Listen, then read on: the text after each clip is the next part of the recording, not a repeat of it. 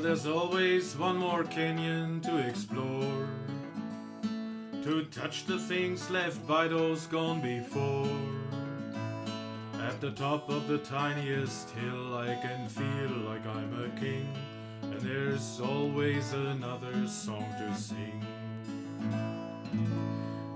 Das ist ein Ausschnitt aus dem heutigen Song Another Song to Sing vom Album From Sea to Shining Sea. Das ist Johnny Cashs Konzeptalbum, das am Tiefpunkt seiner Karriere entstand, als es ihn schon beinahe das Leben gekostet hatte. Trotzdem gilt dieses Album als eines seiner bedeutendsten Werke, vor allem wenn man Johnny Cash besser kennenlernen möchte. Das ist Thema meiner heutigen Story. Wie immer kannst du mit der Kapitelmarkierung gleich zum Song springen. Ich freue mich aber, wenn du dran bleibst. Willkommen zur 38. Folge Memories of Johnny und gleich nach dem kurzen Intro geht's los. Hello, I'm Johnny Cash.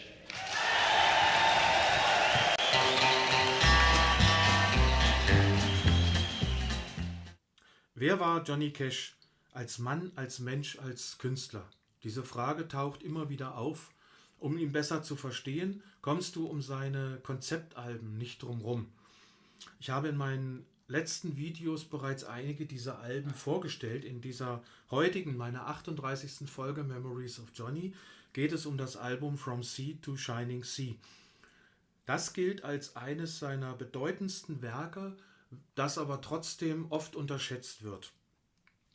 Wie in seinem anderen Reisebericht Konzeptalbum Ride This Train reist er wieder virtuell durch sein Land, diesmal allerdings nicht von Nord nach Süd, sondern von Ost nach West, also vom Atlantik zum Pazifik. Entlang dieser Route geht es in den Titeln um Menschen, ihre Geschichten und historischen Begebenheiten. Im Unterschied zu seinen sonstigen bisherigen Konzeptalben hat Cash hier allerdings jeden Titel selbst geschrieben.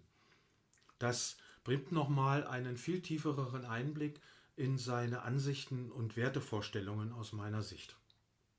Ich gehe später nochmal auf einige Titel etwas detaillierter ein, jetzt aber erstmal zum Zustandekommen und zu den Rahmenbedingungen.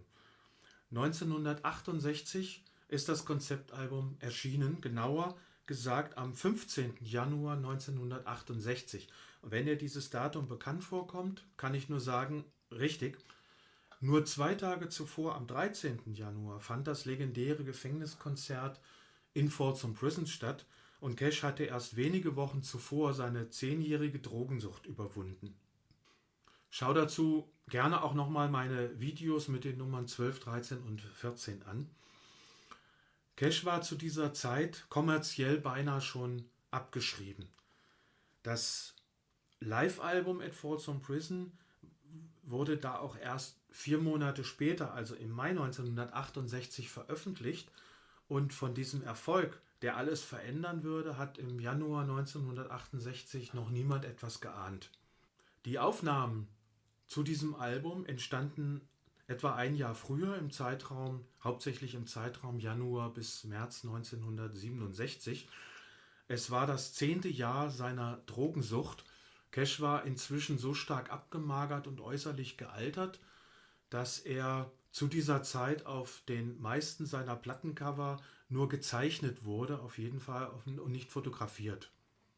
Studiotage und Engagements mussten fast komplett abgesagt werden, weil Cash kaum noch in der Lage war zu stehen, geschweige denn zu singen.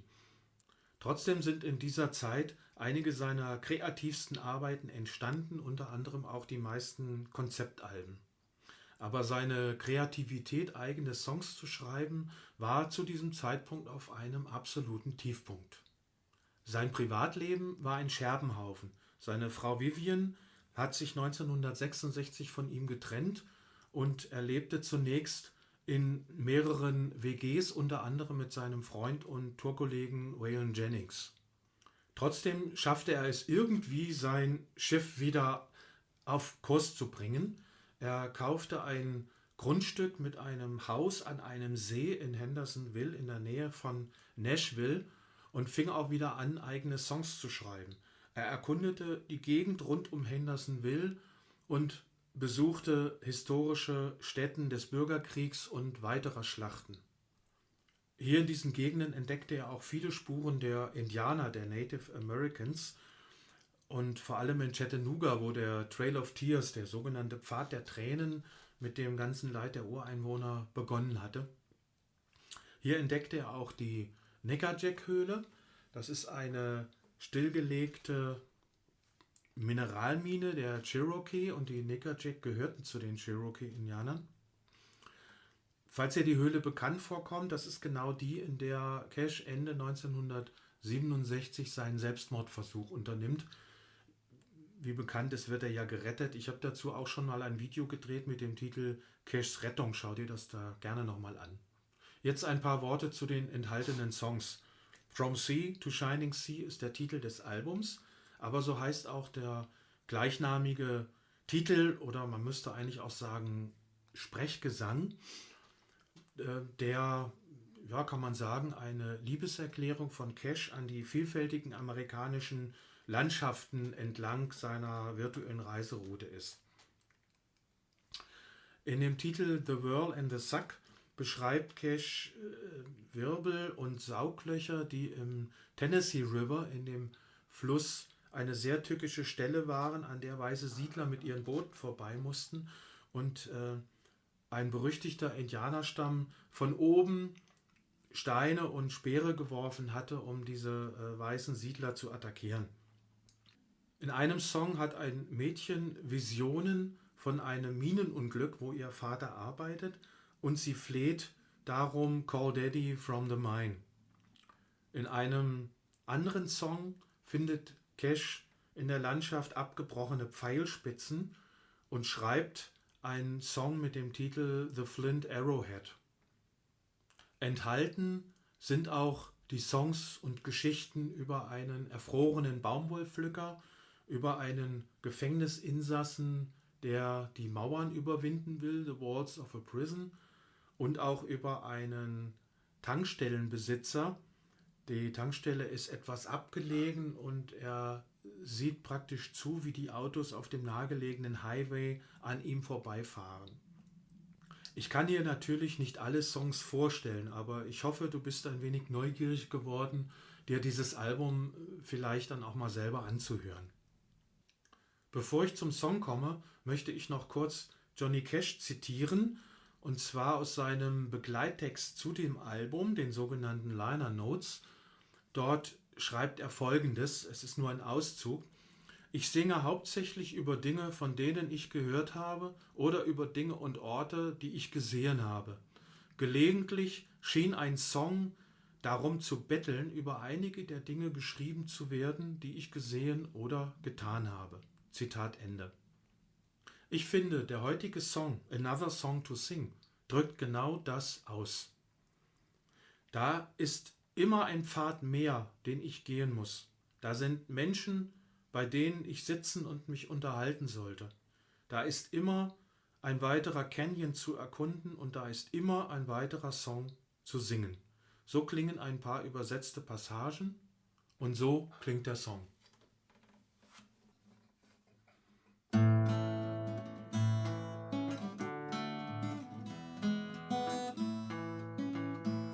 Do they ask you where I am or where I've been? Do they ever say where is the lonely friend? Is my name whispered in your bedside prayers? Do you feel a vacant spot beside you there? Well, there's always one more path that I must walk, and there's people I should sit down with and talk, and somebody might appreciate the flowers that I bring, so there's always another song to sing.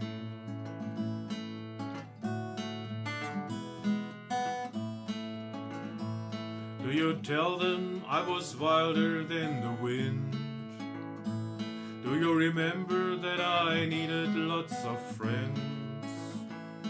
And at other times I'd rather be alone, where I could not be found when I was gone. Well, there's always one more canyon to explore, to touch the things left by those gone before. At the top of the tiniest hill, I can feel like I'm a king, and there's always another song to sing.